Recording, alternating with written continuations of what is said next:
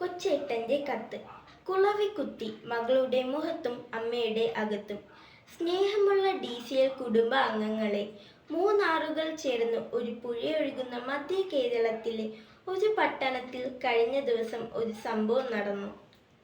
ആ പുഴയുടെ ഓരം ചേർന്ന് അല്പം ഇടുങ്ങിയ ഒരു പാതയുണ്ട്.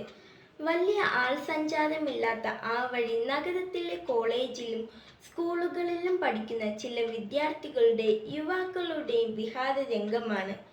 പ്രണയിക്കുന്നവരും പ്രണയം നടിച്ച് സഹപാഠിയെ ചൂഷണം ചെയ്യാൻ ആഗ്രഹിക്കുന്നവരും ഇണകളായി ഓടിയണയുന്ന സുരക്ഷിത കേന്ദ്രമായി ഈ വഴി മാറിയിട്ടുണ്ട്. സഹപാഠിയാവാം, ഫേസ്ബുക്കിലോ ഇൻസ്റ്റാഗ്രാമിലോ പരിചയപ്പെട്ട അപരിചിതരാവാം.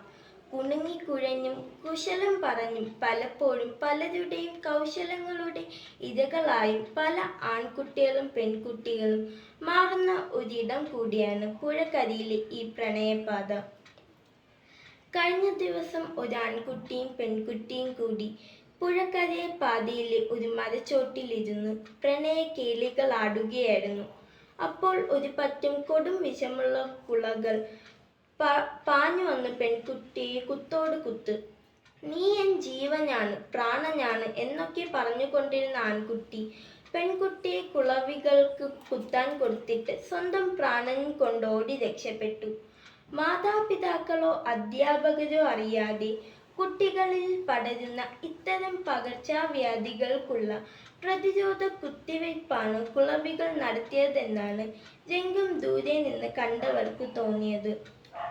പ്രിയ കൂട്ടുകാരി, കുളവിക്കുത്ത് കൊണ്ടവരല്ല, അത് കൊണ്ടവർ ഇത് പറഞ്ഞപ്പോൾ ഇത് കൊച്ചേട്ടന്റെ കത്തിലൂടെ എല്ലാ DCL കൂട്ടുകാരെയും അറിയിക്കണമെന്നെനിക്ക് തോന്നി. എന്തായിരിക്കണം ഈ കത്തിന്റെ തലക്കെട്ടെന്ന് ചിന്തിച്ചു. 2 ശീർഷകങ്ങൾ മനസ്സിൽ വന്നു.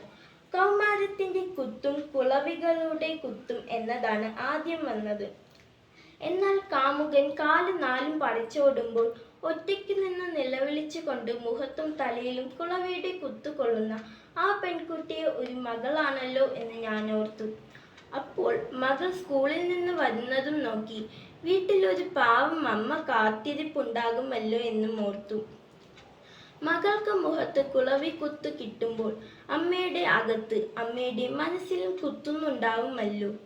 മകളുടെ ചതിയുടെയും സ്നേഹരാഹിത്യത്തിൻ്റെയും ധിക്കാരത്തിൻ്റെയും കുളവികൾ മാതാപിതാക്കളുടെ ഹൃദയത്തിലേക്ക് എന്നും ഇത്തരം കുളവികളെ അയക്കുന്ന മക്കളുടെ എണ്ണം കൂടി വരികയാണ് എന്ന് തോന്നിപ്പോകുന്നു.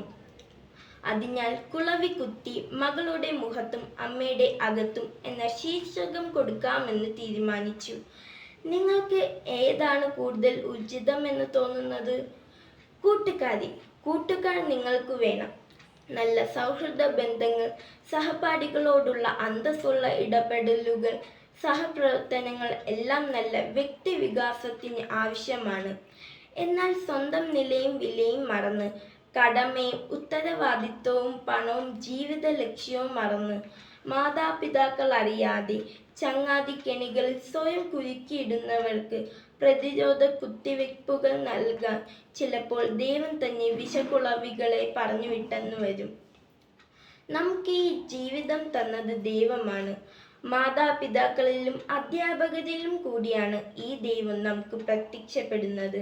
അതിനാൽ മാതാപിതാക്കളുടെ വിയർപ്പിന്റെ വിലയുണ്ട് വളരുന്ന മക്കളാരും അവരറിയാതെ സ്വകാര്യ ബന്ധങ്ങളും സൗഹൃദങ്ങളും സൂക്ഷിക്കുന്നത് എങ്ങനെ ശരിയാകും?